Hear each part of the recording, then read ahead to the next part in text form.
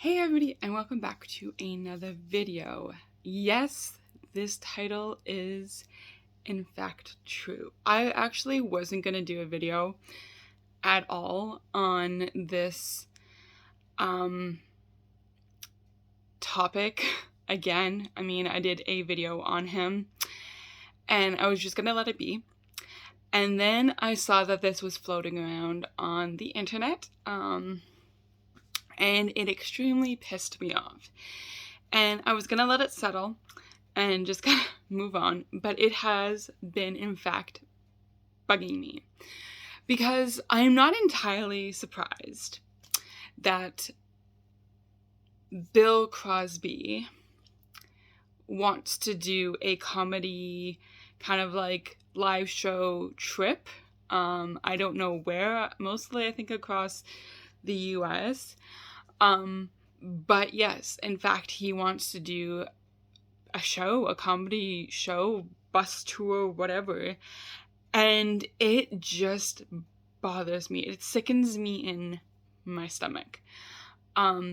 Because the fact is, we all know he's going to make jokes about his time in prison and probably about the people who, were hurt by him and insulted them and degraded them and drugged them and abused them. And he is going to go on stage and make jokes about it. That is just what is going to happen. And it honestly bothers me so much that whoever wanted to give him the time of day for this is on board with this. And the sick and sad part is about this, his shows are probably going to be packed.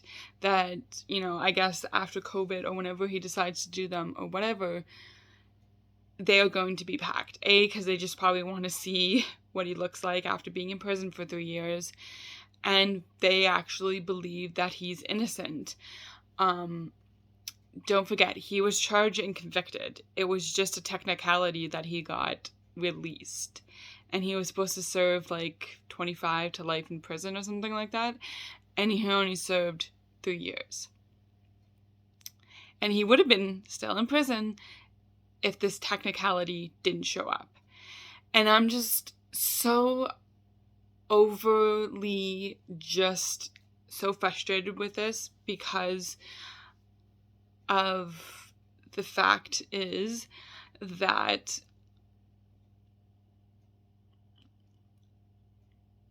I don't even have words for it. That this isn't...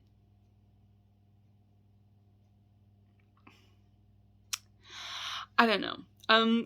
This video is kind of going to be related to Bill Cosby, and then we're going to go off on a little bit of a tangent on multiple different areas, but I guess we're just going to put it under one umbrella. It's just that, unfortunately, this is a more common thing that people are getting away with their crimes, especially when it relates to domestic violence, rape, abuse, and all that stuff. And there was a comment, I was talking with somebody, and there was just a comment that, I had to bite my tongue because I knew that it was not useless per se, but it wasn't going to get through to them. So I don't know how we got on the topic of domestic violence and stuff. And there was a comment made by this person saying that it's a common thread that people believe the women, that the police will arrest the accused or the partner that was abusing this lady. And I just wanted to say that is so not true. Yes, in some cases it is, but more likely than not, nothing will be done in an abusive situation called to a situation. Because there is a law in place in certain states and provinces that if the officers don't see any proof, like bruises, marks, whatever, they don't see it from themselves, nothing can be done. Or there's a court hearing that you can go to or whatever, but it's mostly just brushed away, right? And that is sadly a more common thing than seeing justice. And, you know, being on the end of not getting any justice and basically being told that I was crazy by the police and that I was making it up is extremely, like, frustrating when I hear people saying, like, oh, you know, women get it all, you know, even if, like, say they're having, like, a verbal dispute, you know, their partner or ex-partner or whatever will get arrested. And that's not necessarily always the case. More than likely they won't. And it just frustrates me that's like the mentality that a lot of people, and that's bringing it back to Bill Cosby. A lot of people think that he is innocent. A majority of it's men, and there are women there that are not, I wouldn't say, like, fascinated or, like, have, like, any desire to be with him per se. It's just that they, you know, he's old. So they can't picture him younger and doing that, and besides being older and doing that, right? A lot of people can't picture that. And, you know, I don't know, it's just so extremely frustrating when, like, you want to scream at the top of your lungs that, you know, an injustice was being done or is being done. And, like, nobody wants to believe that. They don't want to, you know, I don't know, they just don't want to make it more than it is. And, you know, unfortunately, a lot of the victims are made out to be crazy, whores, they wanted it, they're just mad because they moved on to somebody else. Like, that's not the case in a lot of situations, but it turns either the media or people around, like family and friends, they make it out to be like it's that person's fault, the survivor or the victim, and it's just utterly disgusting. Because what I've been seeing in news articles, they're still dragging some of Cosby's survivors through the mud. Like, that they're making it up, they're crazy, like, why did it take so long for them to come forward? Yes, I have an Olaf cough. Hello. Well, that ruined the moment, but anyways. But yes, I do. Drinking coffee. It's been a long few days at work. Anyways. But, and also I think a lot of people have this mentality that if they don't come forward right away, then they are making it up. It never happened. They are just looking for attention. And that is not the case. I mean, there are a handful of cases that is the fact, that there have been people that made up situations, and that sucks for the people that have actually been through something, because that makes it way worse. And it sucks, but just the mentality that just because it took somebody a longer time to come forward doesn't mean it didn't happen. There is a lot of, like I've talked about in multiple videos, that even for me, oh god, I'm old, coming forward and coming to terms with what happened to you are two different things, you know. Yeah, it is easy to say, and, well, not easy, but it is easier just to come say, yeah, I was sexually assaulted or I was abused.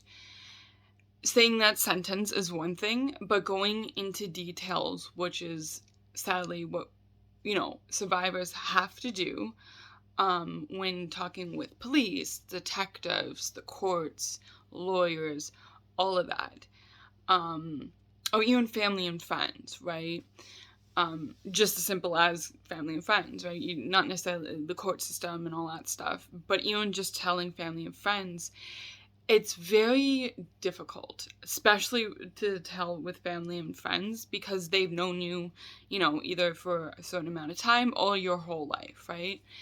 And going through every detail, it's uncomfortable for the person who went through it. Can you just imagine what other people around you are feeling, right?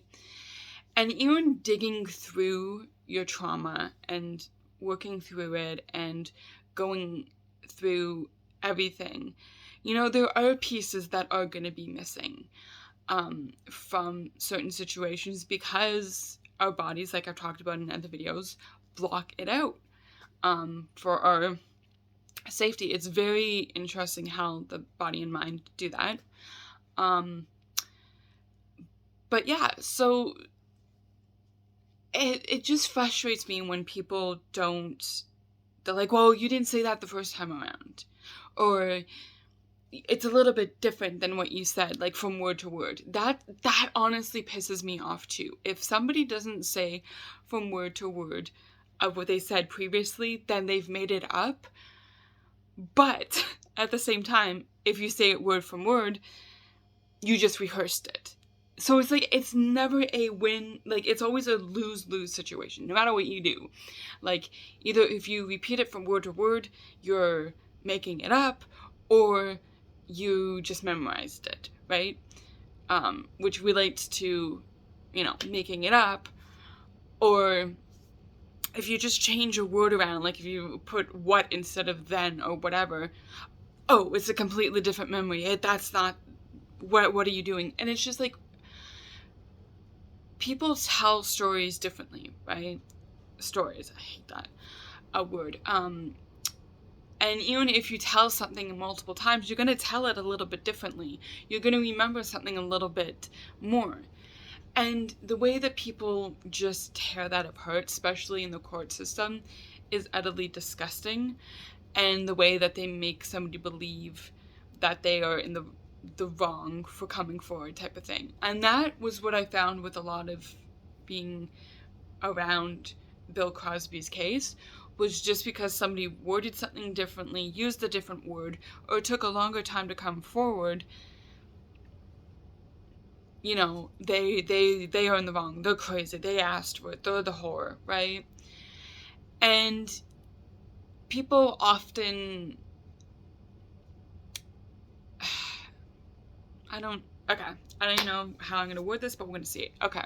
So if one victim or survivor comes forward and then others trickle in, and I use that, I hate using that, but just bear with me for a second.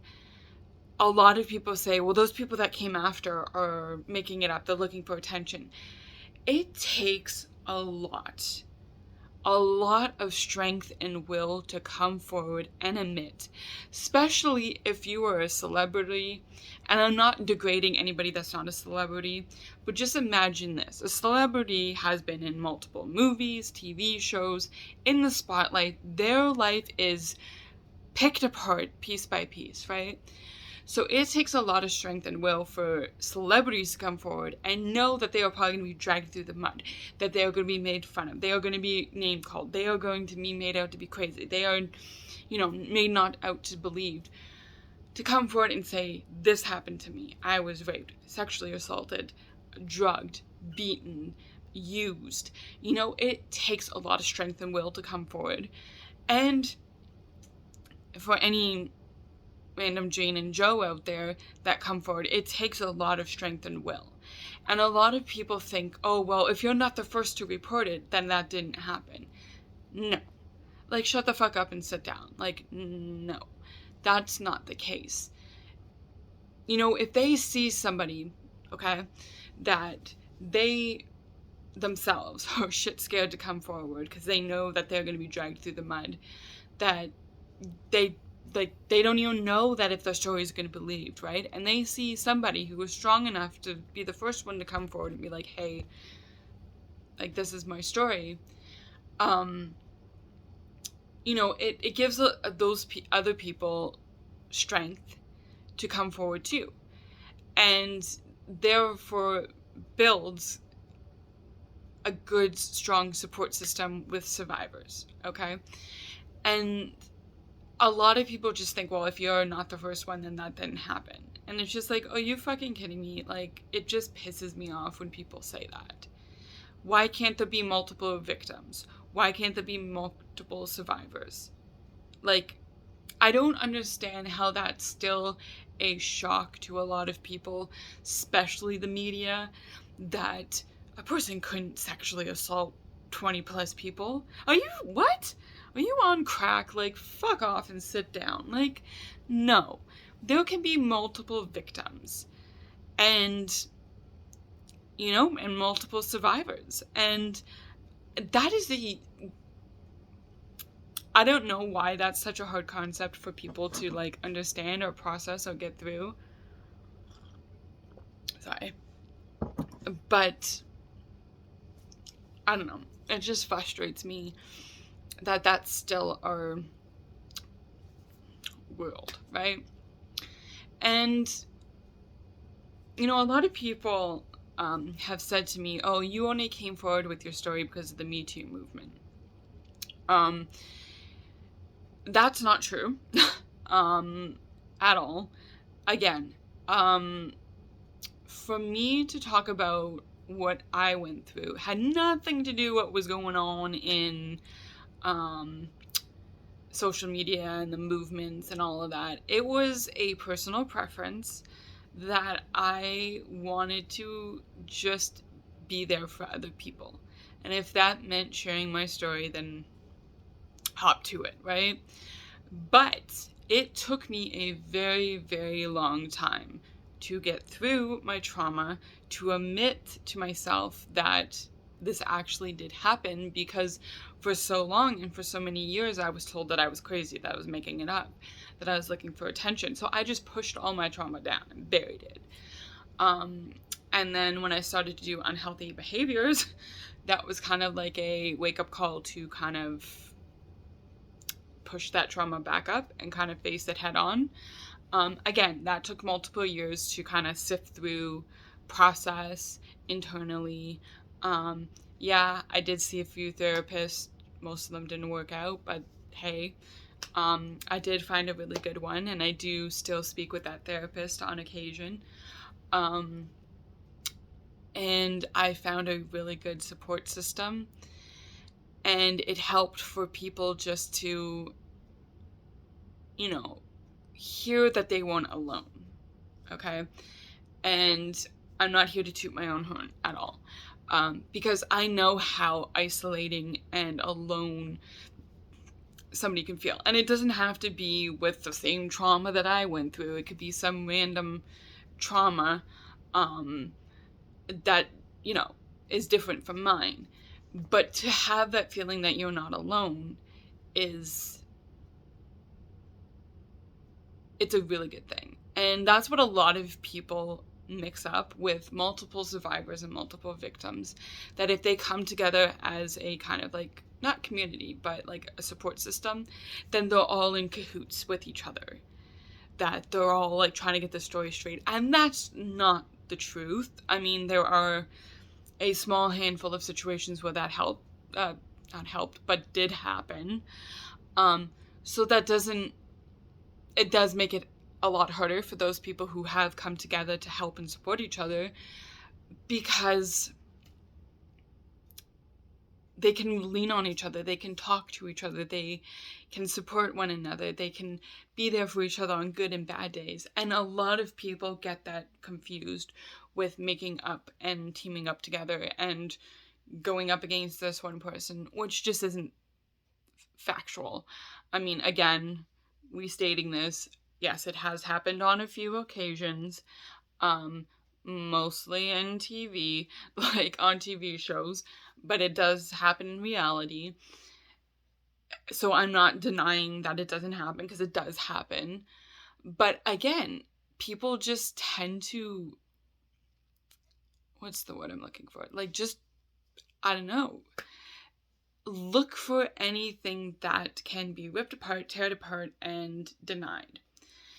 And again, that was used, coming back to the whole topic of Bill Cosby, was used in the Bill Cosby case, that a lot of the survivors were kind of coming together and supporting one another and being each other's sounding boards and stuff. And that was took very badly in the media's eye and the news and the courts, because they're like, oh, well, they're teaming up against Bill Cosby. No, they were there supporting each other. They needed a good sounding board from one another. They needed to know that they weren't alone, that they weren't crazy. that yes, some of them were drugged, not all of them, but some of them were drugged, and to have that feeling of knowing that you're not crazy, that, you know, deep down inside, you know that your body was violated in some way, shape, or form, but just to be like, oh, this is just in my head, it's crazy, like, whatever, maybe I made it up, and just to know that they weren't alone, that this did happen to them. Honestly, guys, it goes two ways. It's such a relief and also like a lot of trauma to deal with. Because being drugged and not having full control over your body and not knowing what was real and what was not, but you know that your body was violated in some shape or form, is a very, very hard thing to process. And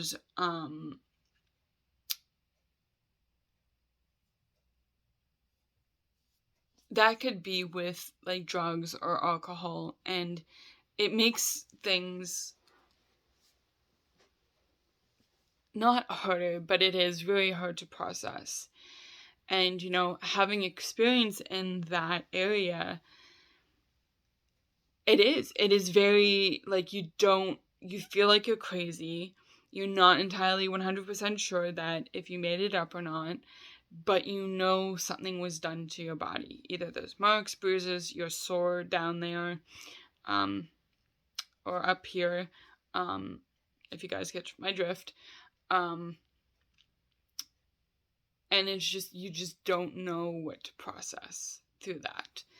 And this is why it takes a lot of people time to come forward. You know, again, in our society, there's a lot of things going around, and the main thing is if it's not caught on social media, then it didn't happen. And I think that is an absolutely disgusting way to live.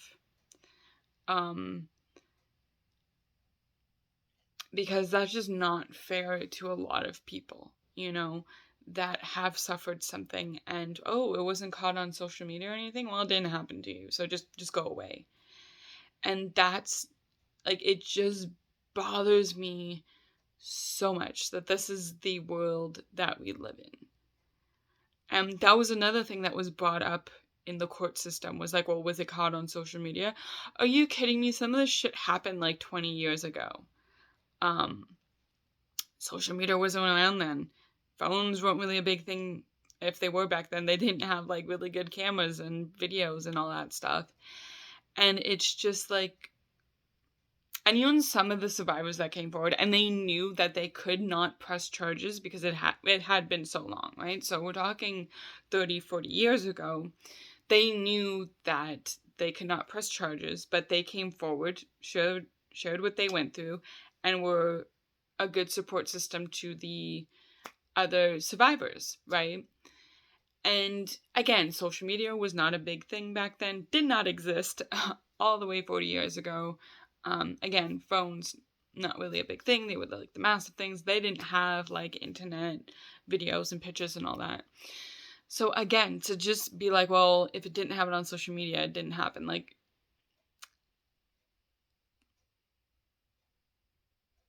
really? That's what you're going to tell somebody that was hurt and violated? That, oh, it wasn't caught on social media, so it didn't happen to you. Like, go home. Like, really? Are you, like, I don't know. It disturbs me to the extent that, like, I don't know. You know? I'm here to tell you guys, if you have gone through any sort of trauma, just because it wasn't caught on social media, it doesn't mean it didn't happen. It happened. Okay? And if you need somebody to talk with, need a sounding board, just a listening ear, don't forget, you guys can always reach out, and I'm here for you guys. And I know, again, it's easier said than done. Proving it is what I'm trying to do for you guys, and I just want you guys to remember, you are never alone. And no matter what you're going through, please, please, please don't give up. Again, reach out. If you guys are feeling like you are alone and isolated, please never be afraid to reach out. I'm here for you guys. Anyways, guys, I know this was a heavier topic. They've been coming in a lot. So I'm thinking of to lighten the load, because we do have a few more heavier videos coming to do with some court cases coming up with cases that we have covered. So hopefully that is that. But that is that? What? Okay, anyways, I need to drink some more coffee. I haven't been sleeping. This is great. But if you guys are feeling up for it, I can do a mini Q&A just to kind of brighten the load. Or if you guys have like a kind of funny topic, or like just a random fun topic you want me to talk about, please feel free to leave that in the comments below, or just ask some questions. Make them lighthearted and fun and silly. And yeah, I can do like a mini Q&A or something just to brighten the load a little bit, because we have some dark videos coming and we have done some heavier topics before. Anyways, guys, I'm going to leave it here. Remember, never give up, always keep fighting. You're enough, and you're very much loved. Until the next video, guys, stay safe.